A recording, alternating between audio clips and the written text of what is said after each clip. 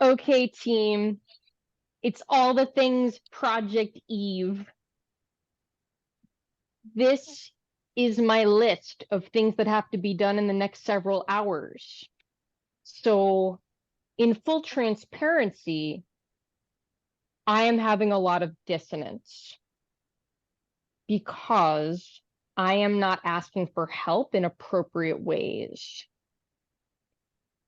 And there are barriers to me asking for help, namely, they're barriers I made up. Number one, we work really hard not to inhabit and perpetuate urgency culture.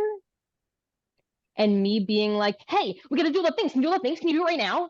Like, I want to not do that to other people. So I take it and I keep it. And I feel it. Like the urgency actually still happening. It's just contained here.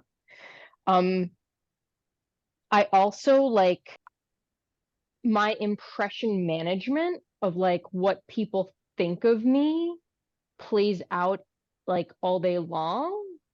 I wonder, does anyone else experience that where like it's hard to ask for help because of like the stories that you're telling yourself about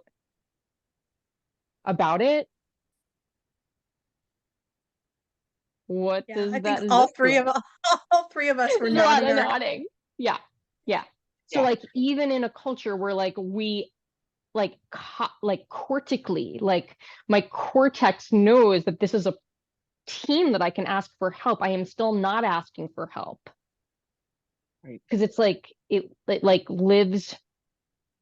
I think it lives in one's nervous system, and I think it's like a trauma response. I think it's a trauma response that like dates back to childhood about like all the dysfunctional teams I have ever been part of, or like all of the, the like the feedback around like, there's something about you functioning on a team that is like not desirable. Right. You still have that voice, at least I still have that voice in the back of my head always saying, oh, well, if you ask for help, then people are going to think that you're not able to do it and they're going to think that you're incompetent. Um, and I think there's also, at least for me, there tends to be a lot of, oh, well, if I ask for help, then maybe they won't do it the way that I want it, and I have to just do it myself anyway. Um, and I think that can be a really hard part about interdependence for at least my flavor of neurodivergent brain, where I like I like things done the way that makes sense to me. And I mean, that's part of the hard part about collaboration and interdependence. Yeah, for me, my voice is I don't want to be a burden to others, and I don't want to put this on your plate that's already full, and I should be able to get enough spoons together for myself to figure it out and not be a burden. Yeah, or there's like the comparative thing, like other people would be able to do this, other people can figure this out. So what's going on with me that like I'm struggling right now? And so it's really easy to just isolate in the struggle, even when you have a team of people that are safe and have shown you that they will show up and support you. It's still, like you said, it's hard when, all the way back to family of origin stuff, trying to cortically override that trauma response is really hard.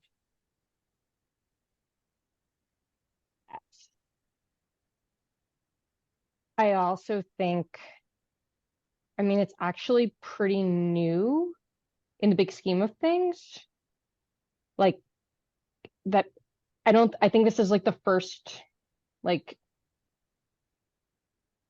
this is the first interdependent team I've ever been part of. Like, I don't have any experience, like, actually it playing out.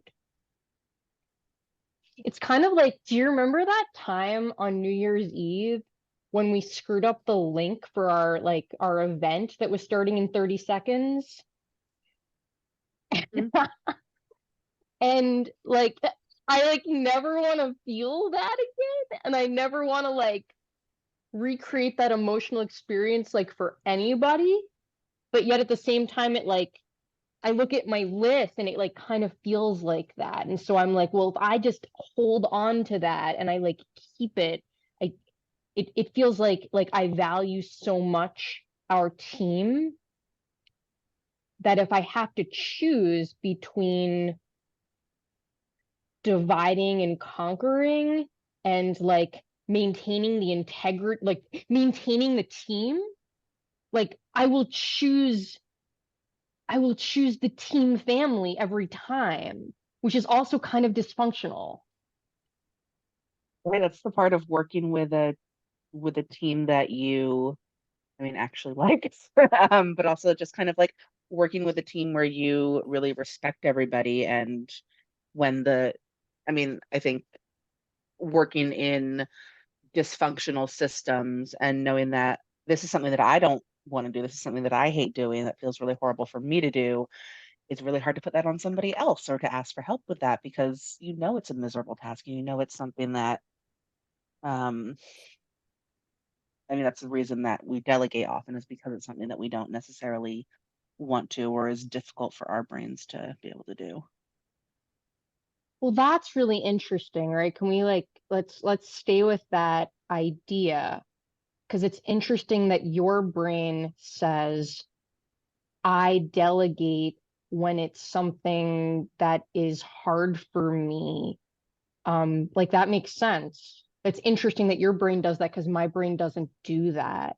My brain Mm, says the thing that is hard for me, I will keep and I will suffer through and I will slog through it because I can't imagine being responsible for any of my team members feeling the way I feel about this task. mm. That's what my brain says too, and I find that I will reach out to ask for help if it's like really going to severely break my brain, but I won't reach out if it's only going to break it a little bit. Right. Yeah. I think it's one of the helpful things about being in a team where, and I think Mel, you've done a really good job of this for our organization, is very specifically asking people what, um, basically like what their strengths are, what is easy for them to do, what they're able to do well, even if it's not easy, and having that known to the rest of the team. So, like, I know that filling out forms and paperwork is something that I don't mind doing. And I know other people on the team don't like doing that. So I'm fine taking that over. Whereas making a phone call is something that I really hate doing, but I know somebody else on the team doesn't mind that. So it feels easier to delegate, knowing that even though that's something that's really hard for my brain, there might be something that's not as hard for somebody else's brain, and it's okay to delegate. But you only know that if you ask. We have members of this team who don't hate making phone calls. That's new information to me. I think we have members of the team who it doesn't ruin their entire day to make a phone call. Fair. That's fair. Okay. Maybe not Well, enjoy it, but doesn't, I mean, I think that like comes back to our like our first team retreat like a year ago when we like reflected on, what are the things that like come really easy to you? What are the things that like will destroy your day? And mm, it's interesting because what I remember about that, and like we can go look at it, but like what I remember is when asked in an open-ended way, what are the things that destroy your day? It was actually kind of hard to answer that question when other people started giving examples and someone's like, oh yeah, me too, that destroys my day, mm. it does. But like there's so many things that destroy my day. um so I think there's, and like I think that it comes down to like everything comes back to an awareness of access needs, and like you don't know what your access needs are, you just know that your day's been destroyed. And especially when you like have this narrative of like all the times your day's been destroyed, and your the story you tell yourself about that is that there's something wrong with you, which is why the day was destroyed because you suck. That also I think plays into this. I absolutely agree with that. I think that comes back to, I can't remember if it was you, Lizzie, or you, Sarah, who talked about kind of the comparing to people in the oh, other people are able to do this and get through their day, and other people can whatever work a 12-hour shift. Why can't I do that? Other people are able to make a phone call and still go through the rest of their day. Why can't I do that? People are able to take a shower and like also work after that. Like, who knew, right? But then when you like build awareness, like, you know, when you think about like the All the Things project, like through the lens of understanding, you know, the shower, for example, you know, with the heat and the temperature and the gravity and the mast cells and the, you know, all of it, like, and you're like, oh, like, obviously that's why it costs an entire day's worth of energy to do that thing. But like, there's so many other things, or, you know, like when Lizzie and I, like Lizzie, we have so many examples where we like things that break our brain. We're aware, like now, I mean, a year into this, we're aware of like there are certain patterns that break our brain because it involves shifting between two documents or shifting between two websites. And so we have evolved this strategy of like, well, we don't do that. We don't shift between two websites anymore. And we've evolved these kind of workarounds that like one person's on one website and the other person's on the other. And, you know, I don't know that a year ago I wouldn't have, I don't think I would have thought of that.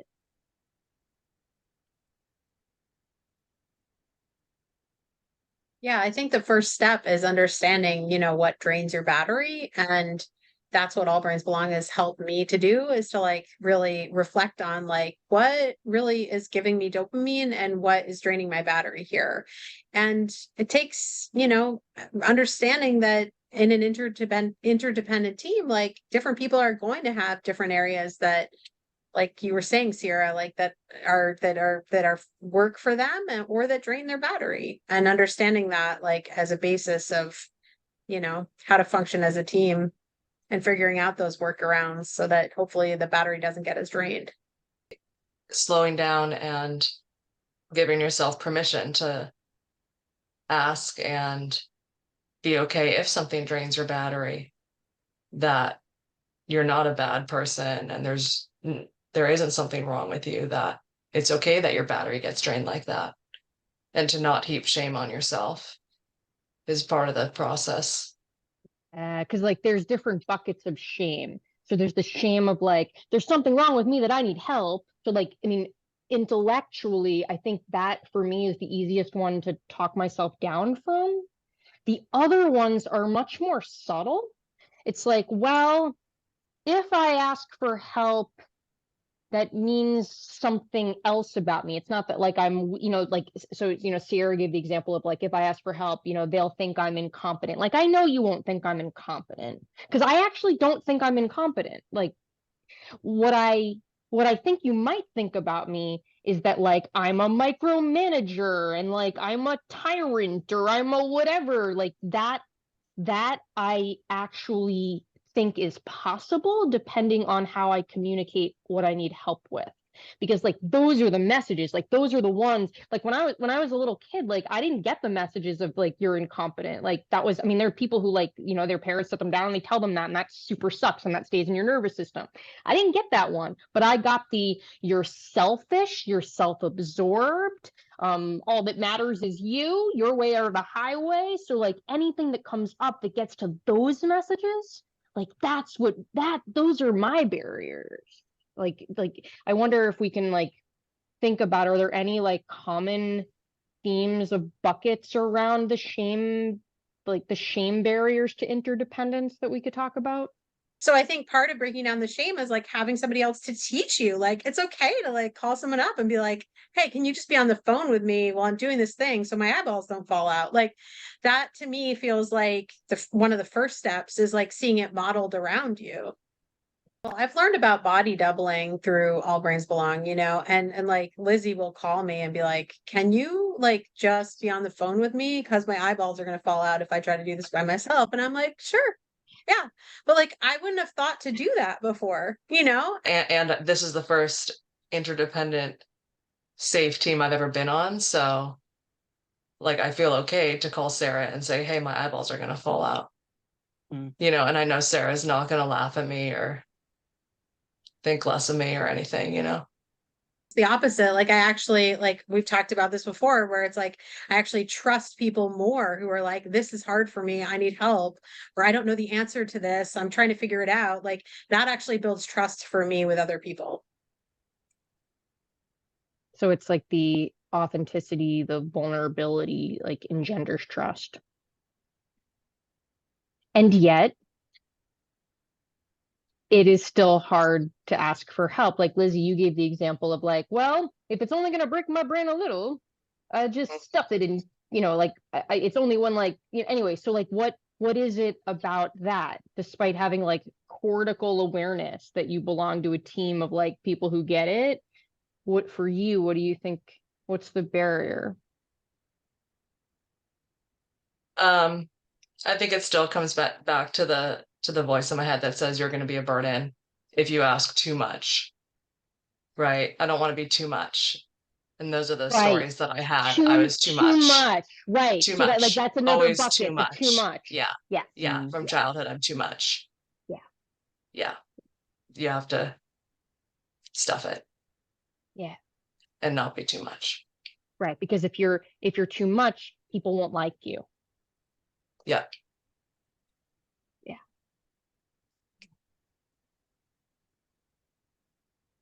I think a big one for me is the like everybody else is already busy. Everybody else is already at their limit. And how to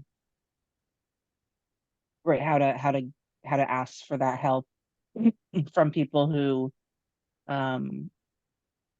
you know are already approaching burnout or really busy or busy with their kids or busy with their family or busy with work or whatever that looks like. And with kind of urgency culture and with kind of over productivity culture, I think it's fairly rare to find people who don't feel like they're busy and there isn't enough time in the day already.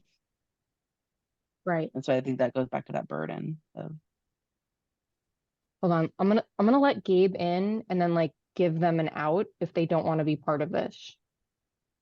Oh, and the little thing it's gonna say, are we recording? Hi, Gabe, do you want to be in the tail end of the Brain Club conversation? Otherwise, can you leave and come back in 2 minutes? They're What's not gonna let- happening? We're finishing the Brain Club recording. Oh, Yeah, for the interdependent. oh, I'm Yeah. sorry. So, no, it's okay. If you don't want to be Do you in want that, to text me? Just text I'll me. text you when it's done. Okay, Okay, great. bye. Bye. I don't want to loop that in. Anyway, um, what else do we want to say? The other thing that just, I mean, we'll see if we use this and like maybe some kind of meta application of this conversation around like, so it's actually objectively true that I know I can't do all these things. Like I know that. I did get organized to at least like operationalize what are all the things that have to get done.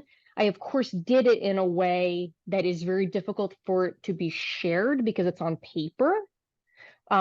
I could like type it out and make it into checklists. And in fact, I think I will do that. And then it might just be a matter of like, I think what my brain would allow me to do would be to like to invite others to self-select the tasks that would not break their brains. Because actually, many of them are not, they're not terrible tasks. It's just that there's too many of them. I like that system. I think allowing people to self-select, especially if you I mean, I think at that point you need a team who's going to do that and going to be willing to help. But I think that decreases the pressure of, okay, what are you having to do the kind of emotional and mental labor of, okay, what are the things that this person finds easy to do? What can I assign to this person? What are the things that this person finds easy to do? And actually taking that off of your plate as well. So people are like in the trenches. maybe they don't even like belong to a team where people talk about this kind of thing. Like, where do people start?